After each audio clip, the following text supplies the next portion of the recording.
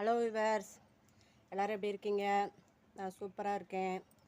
இன்றைக்கி வந்து நம்ம லிக்விட் ஃபெர்டிலைசர் தான் ஒன்று கொடுக்க போகிறோம். அதுதான் பார்ப்போம். வீடியோக்குள்ளே போகிறதுக்கு முன்னாடி ஜோதி ஃபார்மிங்கை சப்ஸ்கிரைப் பண்ணிக்கோங்க. அதில் ஆளுங்கிற பெல்லைக்கானை கிளிக் பண்ணிக்கோங்க. அப்போ தான் நான் போடுற வீடியோ வந்து உடனே நோட்டிஃபிகேஷனாக கிடைக்கும். நிறைய பேர் கமெண்ட் பண்ணியிருக்கீங்க. கமெண்ட் பண்ணவங்களுக்கு நன்றி. ஸ்கிப் பண்ணாமல் வீடியோவை ஃபுல்லாக பாருங்கள். வாங்க வீடியோக்குள்ளே போவோம். இங்கே பாருங்கள் விவர்ஸ், கடுகு புண்ணாக்கு இருக்குது பாருங்கள். அதைத்தான் என்ன செஞ்சுருக்கேன், நல்லா ஊற வச்சுருக்கேன். நல்லா ஊறிடுச்சு. இங்கே பாருங்கள், நல்லா எவ்வளோ கரைஞ்சிருச்சுன்னு பாருங்கள். இதைத்தான் என்ன செய்ய போகிறேன், செடிகளுக்கு கொடுத்து விட போகிறேன். கொடுத்தோம்னா சரி, செடி நல்லா சிறப்பான வளர்ச்சி இருக்கும். இது நல்லா நுண்ணுயிர்கள் பெருகும். இதில் கடுகு அரைச்சி போட்டாலும் நமக்கு நல்லா இது வரும். கடுகு புண்ணாக்குங்கும் போது அதில் வந்து இனிப்பும் சேர்த்துருப்பாங்க புண்ணாக்கில். அதனால் என்ன செய்யும், செடி நல்லா சிறப்பாக வரும். இதைத்தான் நான் என்ன செய்ய போகிறேன், எல்லா செடிகளுக்குமே கொடுத்து விட போகிறேன். இது வந்து நாட்டு மருந்து கடையில் போய் நீங்கள் கடுகு புண்ணாக்குன்னு கேட்டிங்கன்னா சரி, நான் ஒரு 100 கிராம் அப்படி தான் வாங்கி வச்சுக்கிடுவேன். கடுகு புண்ணாக்கு, வேப்ப புண்ணாக்கு, கடலை புண்ணாக்கு, இப்படி எல்லாமே அப்பப்போ என்ன செய்கிறது, வாங்கி வச்சுக்கிறது.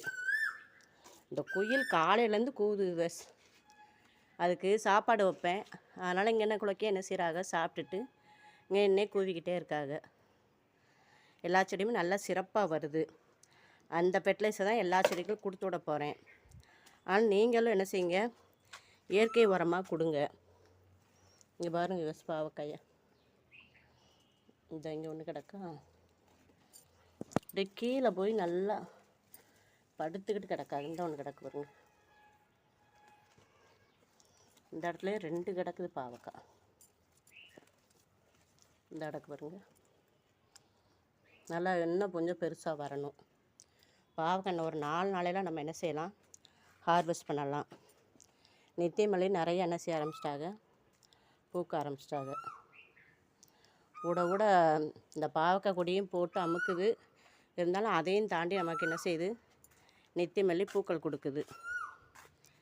செடிகளுக்கு எல்லாமே இயற்கை உரமே கொடுங்க எப்பயுமே, அது ரொம்ப நல்லது.